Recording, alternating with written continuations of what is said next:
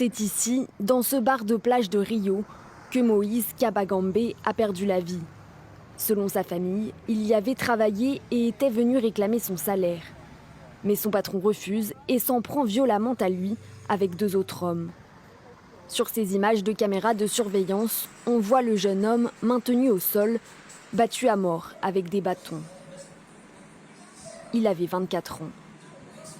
Pour ses proches et la communauté congolaise du Brésil, c'est une double injustice, car Moïse Kabagambe était réfugié.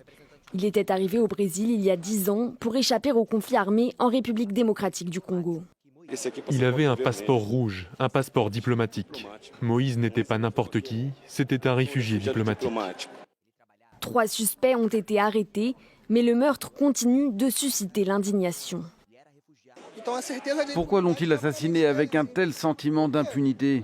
Parce qu'il était noir et qu'il venait de l'étranger. Il croyait que personne n'allait se battre pour lui.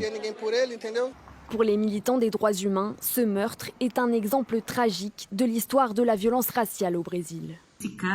Cette affaire doit être analysée dans le contexte très grave de la violence contre la population noire au Brésil, dont le risque d'être victime d'un homicide est presque 3 fois plus élevé que pour les personnes non noires. Les proches de Kabagambe appellent à manifester samedi dans plusieurs villes du Brésil pour demander justice.